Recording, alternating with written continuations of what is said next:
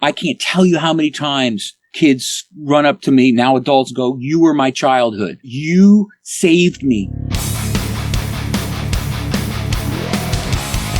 Hey, Johnny, how's it going? Hello. How you doing today, bro? I'm doing good. How you doing? I'm good, man. Busier than a one-legged kickboxer. I could tell, given all the music you've got coming out this year alone. Oh, my God. It's brutal, man. Frontiers, how's your work in, eh? Yeah.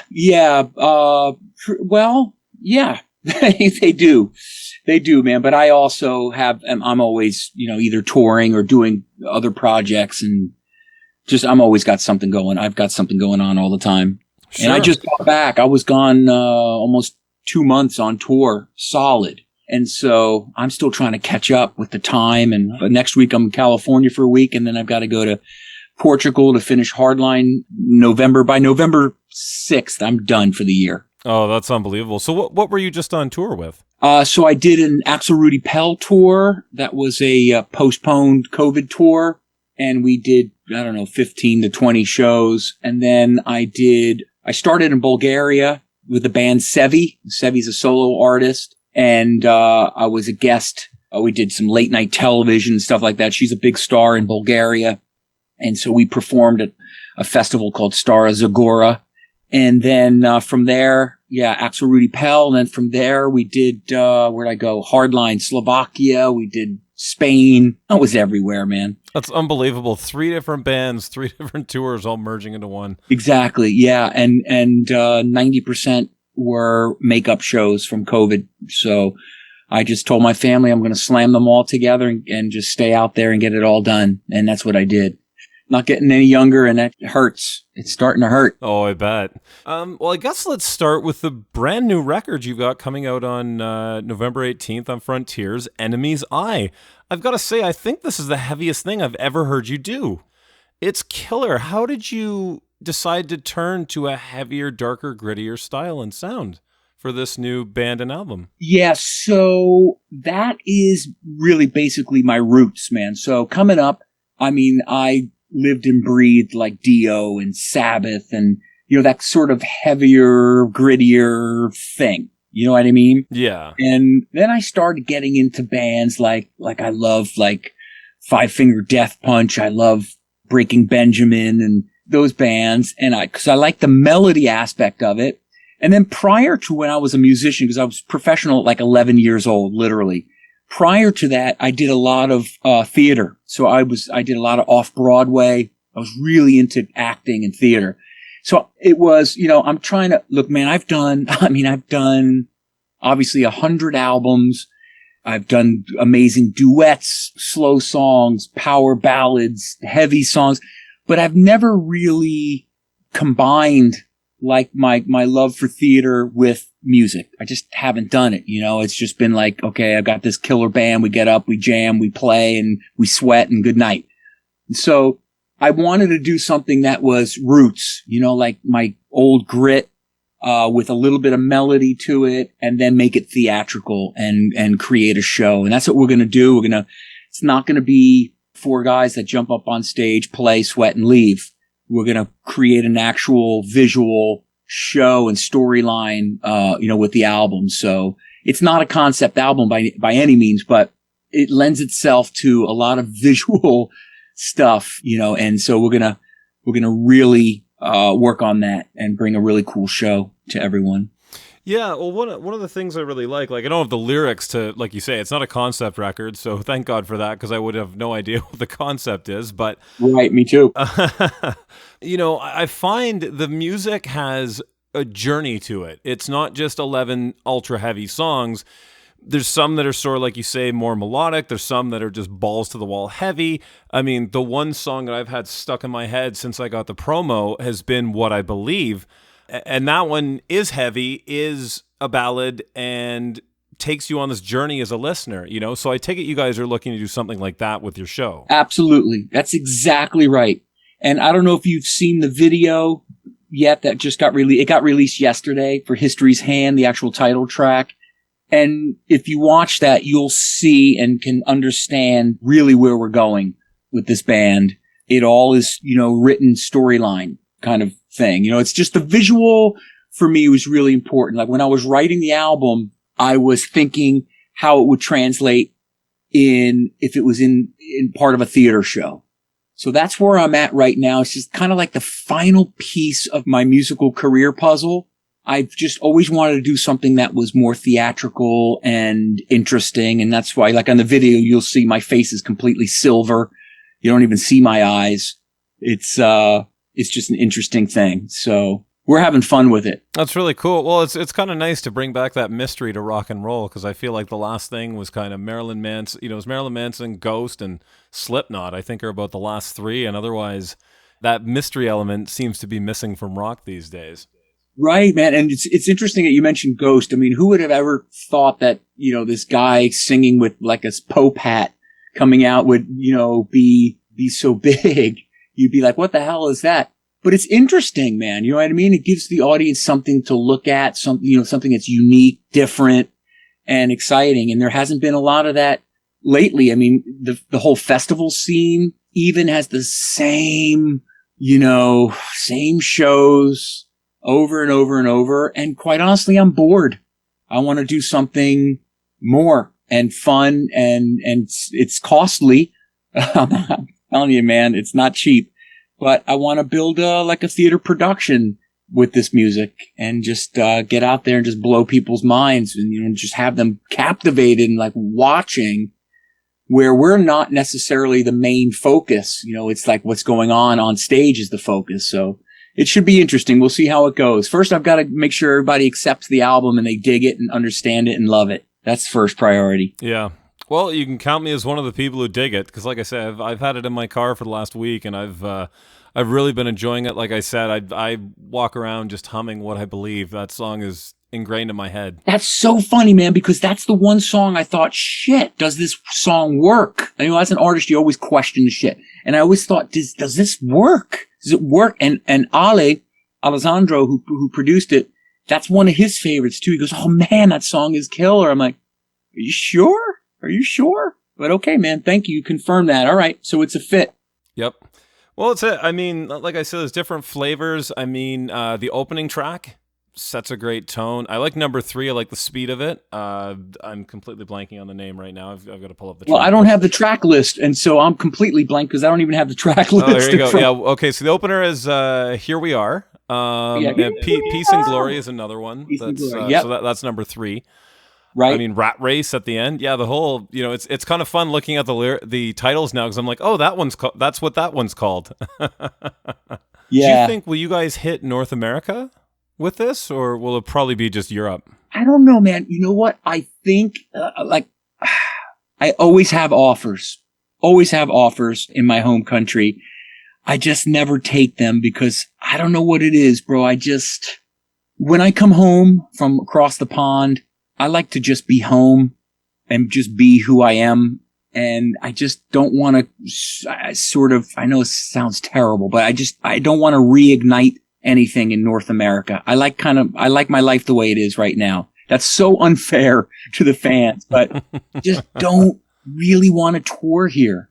I can go over the pond and I can play rock star, and then I can come home and cut the lawn. You know what I mean? Yeah. I don't know. It's just kind of where I'm at right now. So is the music better suited for America? I think so. I think it would work really well. And we could tour with any number of heavier, call them metal, whatever bands here. No question about it. But I just don't know if that's in my plan. Honestly, I don't know yet. Yeah, no, it's hard, especially, I mean, for you, you've got, your established sound and brand by this point, Hardline, ARP, yeah. Crush 40, all that. And it's like you say, this probably will translate better to this demographic in North America. But at this point, is it worth trying to build that over here? Yeah, exactly. Exactly right. Yep. So let's switch gears to Hardline. So I last interviewed you, I think it was about 2016 or so. So in the last, some things have changed with the band, and you guys have 2 new records out and a live album. And so tell me about these last couple records, how they came together, and sort of what changed from the band from the 2016 record. Oh my God, you're jogging my memory. So we have Life, that was we toured on till 2019, and then the pandemic shit started. And then Heart, Mind, and Soul, which is the current album. So that's the album we're touring on currently, Heart, Mind, and Soul. But of course, we run the whole gamut of the history of Hardline from Double Eclipse 92 to present. But from a member perspective, Mario Percudani's no longer in the band, our guitar player. He is sort of retiring, which is interesting, but he's just not. He runs a school of music in Italy, and he's just decided that he doesn't want to continue making albums, rock albums. And so we are we have a sub, Andrea Seviso, who's amazing guitar player, but he's really not a writer. So we don't know if we're going to continue with Andrea or not. But that's been the only member change. And we're booked into 24 with Hardline. It just doesn't seem to end. And that's a good thing. Those albums are some of my favorites. I'll be honest with you. I think Heart, Mind, and Soul is probably one of my favorite albums to date, for sure. So you mentioned also a new record, the new member, Andreas, not really writing. Has much of it been written so far? Or is this something like you're planning to get together and start doing in the coming months? Yeah, that's it. Exactly right. We're planning new production starting January 2023. So we'll get the record done. I have an arsenal of songwriters that I work with that I love, but these Hardline records are really... Hardline's my brainchild, and so I really spend a lot of time writing. I want to make sure that the member, the guitar player, is also just instrumental in writing with me. It's just nice to collaborate with your bandmate than someone outside. You know what I mean? Yeah. Well, I mean, did you and your brother, did you guys write a lot on the original 2 records? Yeah, we sure did. Yeah. Mostly lyrical content with my brother. I wrote a lot of the music with Neil. So Neil Sean Journey would go. He'd be in the studio all day. I'll never forget this. So I'm going way back, probably 1990. And he was 91 maybe. He was working on a Bad English album during the day. And then I'd be in the studio writing the Hardline album. He would come home. He'd say, okay, man, what do you have? And then I'd go through all the pieces of music that I wrote for that day. And then we would refine it together. And then my brother and I would get together and refine all the lyrics and stuff like that. So we were the principal. It was Neil, Joe, and myself were the main writers for the original Hardline album. So just kind of on a note, during that period, tell me about, because you guys recorded that at NRG, correct? Some of it, yeah. We recorded all the main instruments at A&M in the big studio A or B, the big one, and then NRG is where I did all the vocals. We did some overdubs and stuff there too. We made some fixes and stuff. But this was the NRG before it was the big NRG. So this was NRG before Linkin Park was there.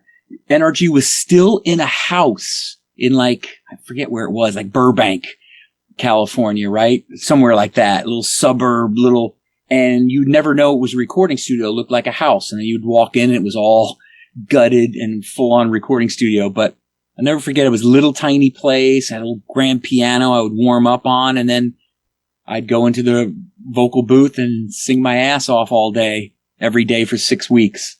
I can't believe I spent that much time, because now I do a record. If I spend more than 5 days singing a record, I think something's wrong with me. I don't know what the hell took 6 weeks to do vocals for Double Eclipse, but it doesn't work like that anymore. Now we crank them out. Yeah, well, I think part of it, I mean, I'm sure some of it was not having that recording experience for one thing. Yeah. I'm a singer myself, and I know my first record to now, I'm the same way. You can figure out a lot quicker what's working and what's not, as opposed to trying to force yourself to do it when you're younger. At least that's been my approach. Yeah, definitely. No question about it. Definitely had some of that, for sure. No question. So do you think, you'd mentioned Neil, is there any chance of him collaborating on Hardline, maybe a guest solo or something like that? Or do you guys even really keep in touch anymore? Yeah, no, we do. We text a lot back and forth. And I'll be with Dean next week in California. We talk all the time. And now Todd Jensen is the bass player for Journey. So it's I call them Journey Line. So there's three, three out of the 5 members of Journey are Hardline. So we're talking, look, I don't know what the future will bring. It's my hope and my desire. And it would be extremely fulfilling for us to get back together for the record. I call it the record that never happened, that should have happened. And there's still some hope that the original members will get back together, do an album, and do some very selective shows around the world. And then I'm going fishing after that, bro. That's it. I am tired, man. I keep telling everybody, oh, I'm done. They're like, no, you can't stop. I'm like, well, watch me. I can fucking stop. I'm tired. No, I have a few more things on the, I guess they call it a bucket list. I got a few more things on my bucket list before I kick the bucket. And that's definitely one of them. But on the next Hardline record, not a chance that those guys will collaborate with me. They're so busy and they've got a tour coming up. They have Journey rehearsals in January, bro. And then they're February, March, April solid out on the road. So, and I have to get the production done. So that won't happen. Yeah, that's fair enough. Now tell me this. So another thing obviously you're known for is Crush 40, and you're approaching, I think, is it 25 years now you've been with June? Yes, 25 freaking years of Crush 40 and 25 years of Axel Rudy Pell also. I can't believe it. I don't know where that time went. But yes, 25 years Crush 40, hundreds and hundreds of millions of views, 300 million plus in sales on the games that we wrote for. It's been absolutely mind-blowing. No other way to describe it. Are you guys still doing things together? So, yes, we are. So the last thing that at least I'm aware of you guys doing is Greenlight Ride, and that was, what, 2019? Exactly, yeah. Like Greenlight Ride was for that racing game, exactly. But it's so funny that you're bringing Crush 40 up, because today I looked at new files that June sent that we're working on some new tunes. So we got a bunch of things going on. We have one, the Symphony, which for their anniversary was just monumentally, explosively successful, where they used full orchestra to have these songs, and then June and I came out and sang with the orchestra. So I know that we're preparing a tour with the Symphony. And so Crush 40 with the Symphony. So we've got that going on. There is talks of Crush 40 for the Sonic 3 movie. There's always something Crush 40 going on, man. And it blows my mind, bro, because I can talk to someone, I don't know, on Fiverr in Sri Lanka, and they know Crush 40. It's just so huge. It's the biggest project band I have. It's huge. Oh, without a doubt. Well, I mean, it's crazy when you sit there and look at a song like Live and Learn has an insane amount of views. Or, I don't know, was this Crush 40? There was a song you did, Crushing 30, not that long ago. So, yeah, so Crushing 30s was actually just me, not June. But that's a Russian group called the Chalk Eaters. And they contacted me and said, Johnny, we're going to do this thing, Crushing 30s, because Sonic is now 30 years old, and we just kind of want to portray him as tired and old, but have some fun with it. Will you sing on the track? And I don't know if you've seen it, but there's 14, 15 million views. Oh, it's that high now. Wow. I saw it when it first came out 6 months ago or whenever that was. I'll take a look. I think there's over 14 million now. It's crazy. So, yeah, but that was not Crush 40. That was just me. That's crazy. Yeah, like you say, it's unbelievable to think of that history and how huge that is. Because most people, when they hear your name, they probably go immediately to Hardline, which was successful and, has done what it's done. But, I mean, Crush 40 is like this whole other stratosphere that I'm sure a lot of, especially probably people older than 50 maybe, can't really comprehend how huge it really is. They can't. I went into an ale house in Bulgaria, and Crush 40 was playing throughout the restaurant. Wow. Bulgaria. I'm in Sofia, Bulgaria, and I walk in. No one knows that, that I was coming. It was just on. It's mind-blowing. Yeah, 14.7 million off of that one song. That's crazy. What's Live and Learn, if you don't mind me asking, if you've got that open? Well, it depends. It's been copied so many times. Let's take a look. It really all depends which site you look at. 15 million, 1.6 million, 340,000, 3.4 million, 11 million, 9.3 million, just 1.3 million. It all depends on who's doing it or what's happening with it. Yeah, so it's like you take an aggregate, that's probably easily 50 million right there. Oh my God, easily. And it's like within certain circles, that song is, like their Stairway to Heaven. Yes, that's exactly right. And you know what? I didn't know if it was good. When I turned it into June, I said, June, is it good, man? Because, I get a storyboard and I get a little bit of guidance and I get a music blurb. And then I have to take it into the studio and just go for it. You know what I mean? And I'm like, June, is this song good? And he's like, Johnny, it's great. I said, are you sure, bro? It's great. I said, okay. And then it became this massive hit that has funded my retirement. Thank God. It's insane because it just doesn't end. These kids, when I run into them, and I still do a lot of events, kids and adults, not just kids. It was a time period where I don't know how or why, but it was a good, safe, memorable part of their life. A good, happy place for a lot of people in that time and moment with that song and those particular games. And so I can't tell you how many times kids run up to me, now adults go, you were my childhood. You were my Paul McCartney. You saved me. You took me out of darkness. You made me, not fall off the cliff. That song you made me feel so great and all this stuff. I mean, I'm like, really? You're kidding? Like, no, you were my childhood. Whenever I had a problem, I put that song on. And I Am and What I'm Made Of and all those big Crush 40 songs that still are so popular. There's Crush 40 Discords. I can't believe these servers with thousands of kids on them. And I'll pop in. I literally pop in and go, hey guys, how you doing? Like, oh my God.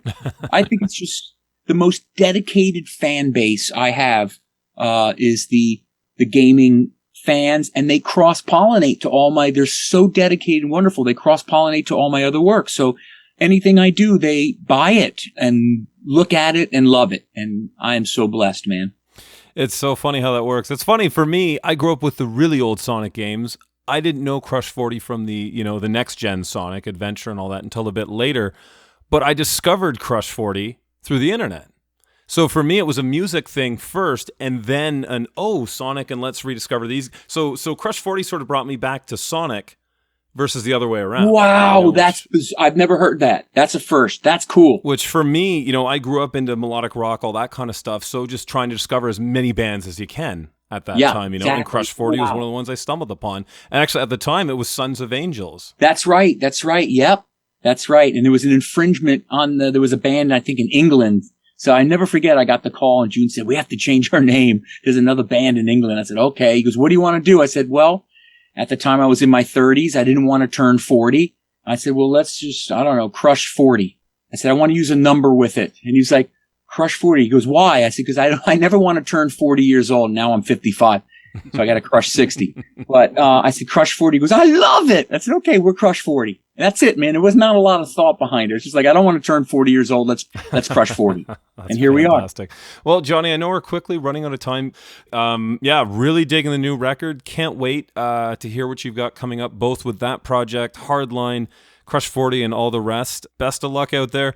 Hopefully one day you will get the courage to play some North America, because I'd love to finally be able to see you live. Thanks, man. But can't wait to hear what you've got coming up next. And best of luck with the new Enemy Eyes. It's killer. Thank you, man. I appreciate it very much. Thanks for your support, and thanks for this interview. And we'll talk again another time. Thanks so much. Take Have care, a good brother. one. You too, brother. Bye-bye, man.